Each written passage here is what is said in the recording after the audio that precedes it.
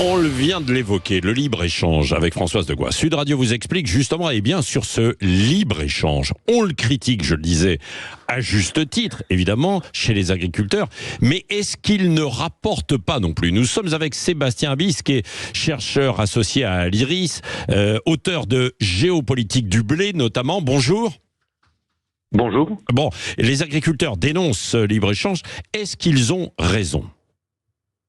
En fait, le point de crispation consiste à observer une nuance importante, me semble-t-il. C'est que la critique actuelle qui était mise dans un contexte européen et français particulier de revendications multiples du monde agricole sur le point commercial, c'est vrai qu'en fait la critique porte sur des accords qui laisseraient passer en fait des produits agricoles dont les dispositifs normatifs, les dispositifs sociaux par rapport au droit du travail, etc. ne sont pas du tout conformes à un tissu d'exigence au niveau européen.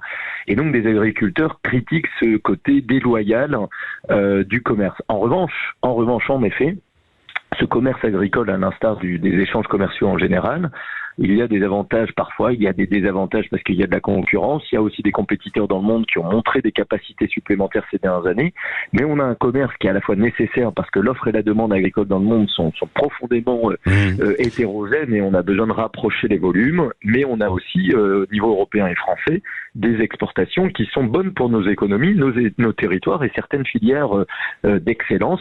Donc il faut regarder donc cette il y a très concrètement, Sébastien Abyss. Alors il y a des secteurs dans l'agriculture où c'est défavorable, lesquels, et des secteurs où c'est plus favorable, lesquels? Si on prend au niveau européen et français, à grands traits, on sait qu'aujourd'hui, sur tout ce qui est produits laitiers, produits céréaliers, sur le porc actuellement, qui marche bien à l'international, sur tout ce qui est boissons et spiritueux, nous avons des grosses locomotives à l'export, en fait, qui génèrent énormément d'emplois, qui génèrent des recettes sur des balances commerciales qui sont loin d'être excédentaires par ailleurs, et donc tout ça fonctionne bien. En revanche, on a eu des secteurs plus fragiles ces dernières années, notamment les produits de la mer. Je rappelle que la première dépendance, par exemple, française sur le plan alimentaire, ce sont les produits de la mer. C'est le produit alimentaire qu'on importe le plus par rapport à ce que l'on consomme sur le plan hexagonal, ce qui pose une vraie question sur notre capacité à développer la pêche, mais surtout l'aquaculture dans les prochaines années. Mais nous avons aussi des dépendances qui se sont accrues sur le terrain de viande de bœuf et de la volaille en particulier, parce qu'encore une fois, il y a des super compétiteurs internationaux qu'on laisse faire venir sur les marchés européens sans être sur des dispositifs normatifs aussi élevés que ce que l'on impose à des éleveurs Alors voilà, c'est ça, c'est ce que vous avez dit, ce sera la dernière question.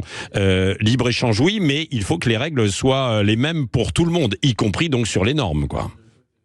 Absolument, et c'est tout le sujet des clauses miroirs dont on parle depuis plusieurs mois en termes d'échanges commerciaux agricoles.